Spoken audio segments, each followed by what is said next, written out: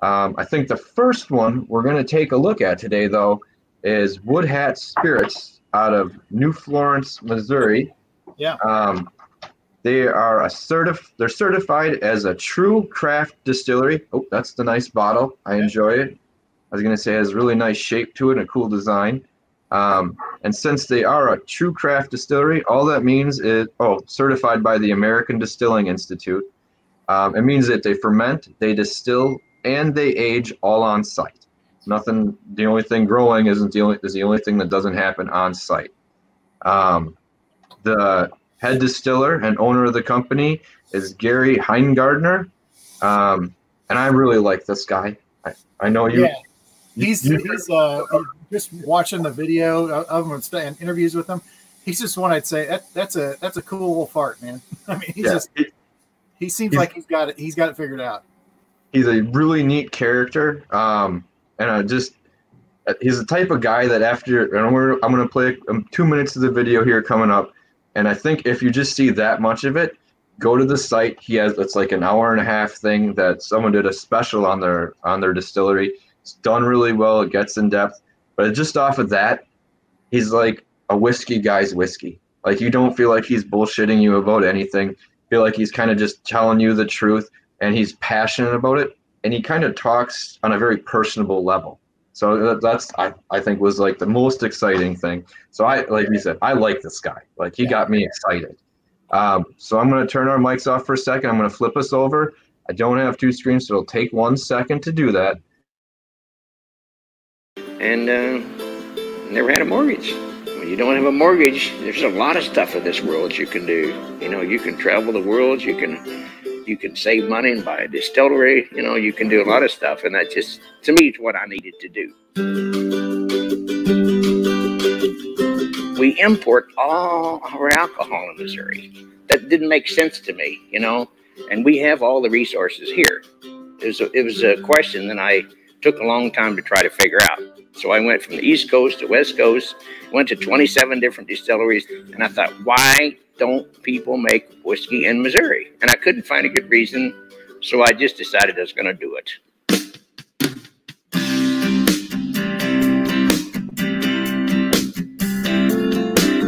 We're vertically integrated to a great extent. It gives us really good control over every aspect. There's a lot of ways you can screw up making whiskey. And to be in charge of all of those just helps you not screw up.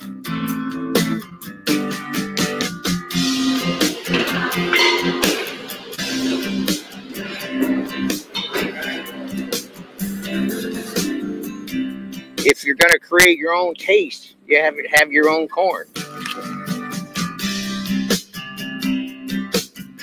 It's kind of interesting because nobody's done anything for 3 generations, you know. We've just been making whiskey out of cow feed and pig feed and ethanol plant corn. And nobody's looking after taste, so we have to go back to the way we did corn 60 years ago and start growing it, you know. When you change the corn, you really change the whiskey. All right, bring us back from that just real quick. All right. Yes. So, like, just even his passion with that bit and being like, we couldn't grow anything here, and why the hell weren't we? So I'll do it. Plus, his whole comment about, if you don't have a mortgage, you can do a lot of fun stuff. And I was like, you know what? You're right, sir. That probably is accurate. So if you get a chance, hop over to his website. Like I said, the thing's like almost like an hour long, and it's a really nice in-depth look at it, and him and his whole practice. I wish more people would do something like that about different distilleries, because I don't know, it was very enlightening. You don't always get that. Yeah. So yeah, it seems to be more of not the type of, well, I just want to make whiskey. It's more, I want to make stuff that's good, different, unique, and also the little bit of the frugality of, there's no reason for me to throw a bunch of money at this when we can do it this way. And exactly. It's you know, I like it. I do like the whiskey. All right. So I poured myself a glass. Oh, you're already there. That's good stuff. Yeah. The one something I found neat was that he keeps the grain whole on this all the way through to try to get a little bit more of a robust flavor. So it's not like broken down or anything like that. And the thing that he uses that I think is outstanding and almost everyone should use has to do with the barrels. Yeah. He uses air dried barrels that are dried for 3 years outside, so the rain will get through them and it kind of pulls a lot of the tannins out, where some people might only be waiting 2 months or a year. Yeah. Or they're kiln dried, and that's where I think you get a lot of those green notes from places. Not all the time, but I think that affects it quite a bit. So a couple other small things about this. It's either aged for 2 years in a 15-gallon barrel or for 4 years in a 53-gallon barrel, and it's blue corn and a wheated kind of mash for it. I couldn't find the actual stats. There's nothing wrong with hiding that, because they did seem pretty unique. Hey, Ed, thanks for stopping in, popping in. We were just getting to tasting the first one, the Wood Hat Bourbon Rubenesque. It's 50% ABV. Either way, it comes out of the barrel. So I'll let you talk about what you're smelling first, Mike, because you beat me there. I'm dominating it. So my notes are that I had on it. They were from, I don't know, when I was about a quarter into the bottle, and I'm obviously a little bit more into the bottle, and it has actually opened up quite a bit more. But it's like a cooked caramelized nuts on the nose. I was gonna say that I get a little bit of almost chocolate. I think some of that's the oak, because he uses chinkapin oak, which is nuttier, and it doesn't have the tannins, the heavier tannins as red oak, and smaller barrels. But it's cooked nuts. It's caramelized walnuts and pecans is what I get. I'm not gonna say Christmas, but that's the only time we used to ever like bake nuts in an oven or anything like that. Yeah. And yeah, you're definitely getting that in there. He uses another wood too. He just started playing around with pecan wood. Yeah. With some of the other things. So he's playing in realms where other people are just playing with mash bills. He's like, let's play with this different wood. Let's play with this. And I don't know. Like I said, I'd take a trip there if I ever go down to see Mike. I want to see that. I want to go see them. So yeah, it's about 2/3 of the way between here and St. Louis, so it's not too bad of a trip. Right.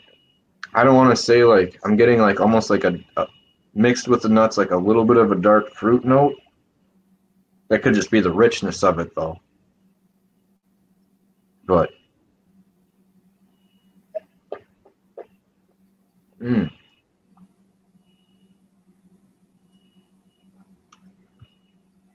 oh wow. I didn't try this beforehand because I wanted to be surprised with what was going on, and wow, that is really, really tasty. Yeah. I was supposed to put that up before I got too excited about talking about it and forgot to put something up.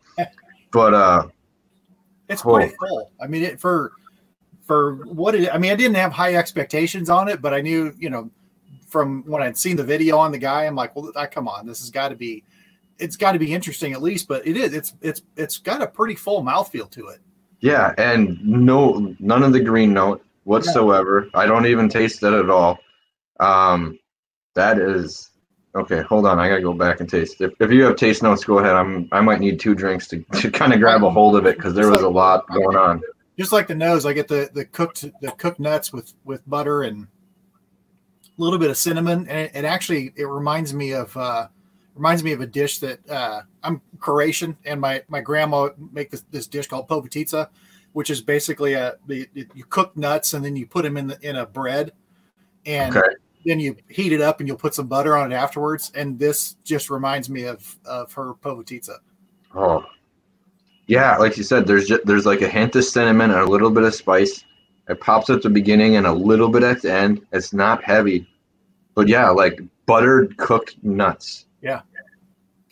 And I'm getting like still a little bit of I don't want to say like a chocolate flavor, but a little bit. But maybe that could, I don't know. I have no problem drinking more to find out. Somebody's got to do it. Mm-hmm.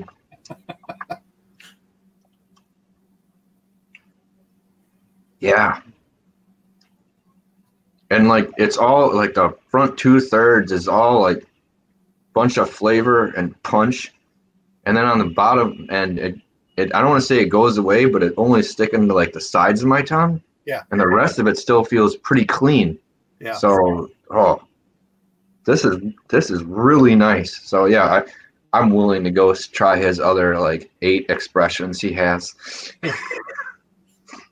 And it's like only like 3 years old at the most, maybe 2 years old.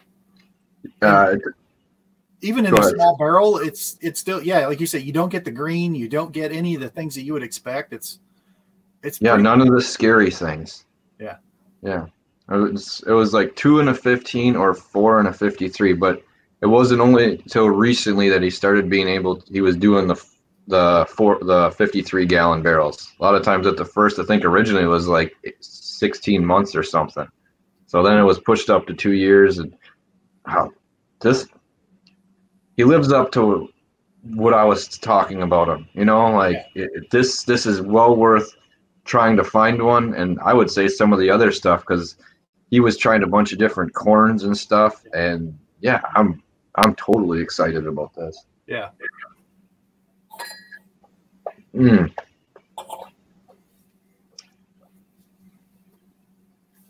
Yeah, I'm getting just a titch of like bitter chocolate after the nuts, but just like lightly sliding through there.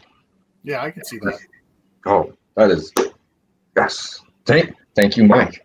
You're welcome. The rest, I didn't even have too much of this one. We're definitely gonna play with that again. Got a long ways to go. Yeah, I do. Well, that's why I didn't want to touch them till now. I thought that might have been a little scary. Yeah, I'm gonna finish this one.